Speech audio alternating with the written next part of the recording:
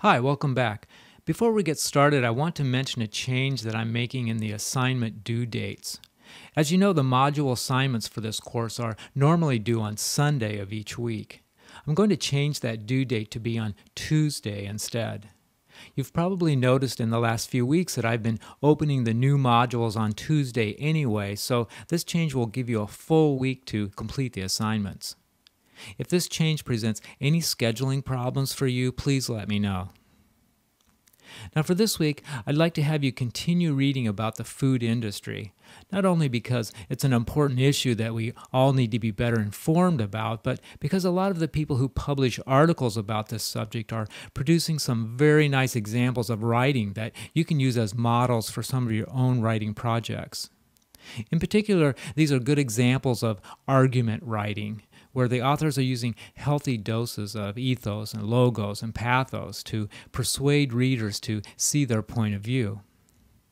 Now, speaking of food, I wanted to show you something that I saw at a gas station the other day. I'm not much of a junk food eater, so this sign was a little shocking to me. It made me realize that for a lot of people, this might be a fairly typical breakfast.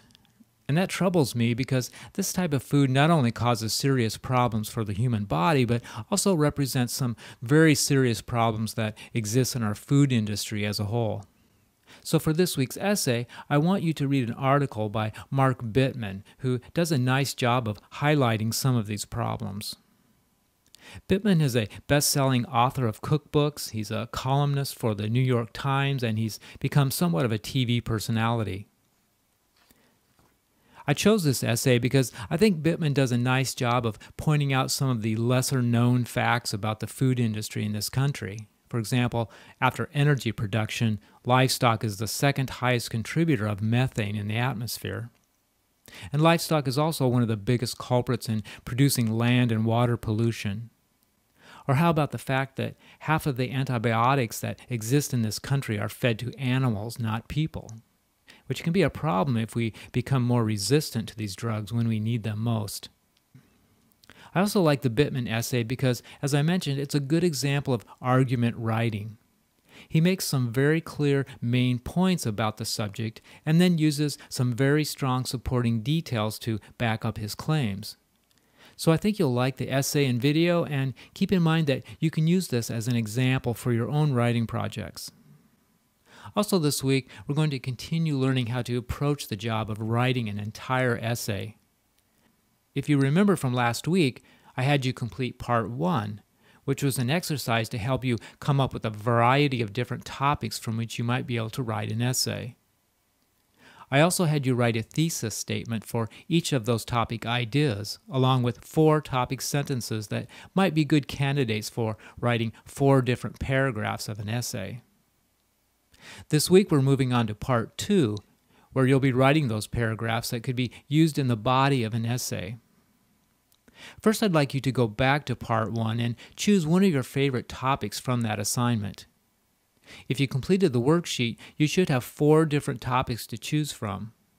Pick one and then write a complete paragraph for each of the topic sentences you created. Now, before you choose one of your favorite topics from part 1, I want you to think about the different types of essays you might want to write. When I say type of essay, I'm really talking about what's called an essay theme. And you have 6 different essay themes from which to choose. 1. Illustration essay. 2. Description essay. 3. Narration essay. 4. Process essay. 5. Argument essay.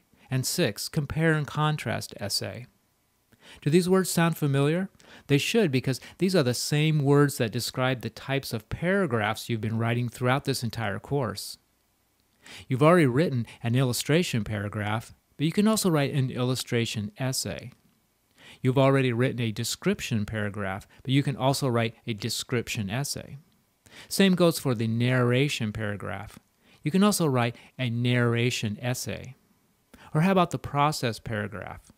You can write an entire essay that also explains a process.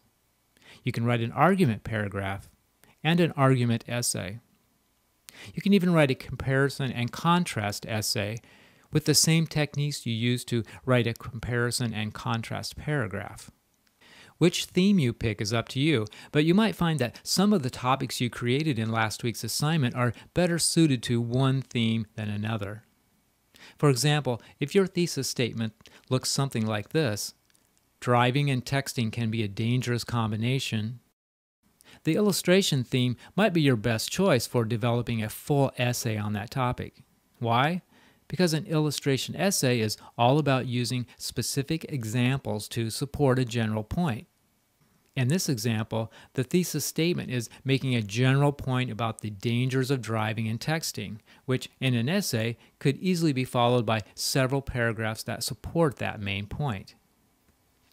On the other hand, if your thesis statement looks something like this, driving and texting should be illegal in Iowa, you might consider writing an argument essay, because your thesis statement implies that you want to persuade readers to see your point of view. If your thesis statement looks something like this, my path to college was steep and full of sharp turns, you might consider using the narration theme, since your thesis implies that you have a story to tell. However, if your thesis instead looks something like this, getting ready for college, how to prepare for success in school, you might consider using the process theme, since your thesis implies that you want to show your reader how to do something. Once you've decided on your favorite topic from part 1 and the type of essay theme that would be best suited for your thesis statement, you can start writing paragraphs for each topic sentence.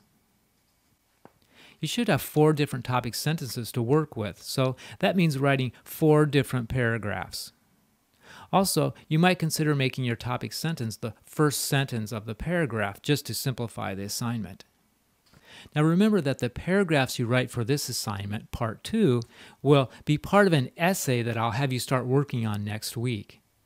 That assignment will be part 3, where you will create a title, introduction, and conclusion to go along with your new paragraphs. Now, if you have any questions about this week's assignment, please contact me through the Angel website, or you can write me directly at my email address shown here. Have a good week, and I'll see you next time.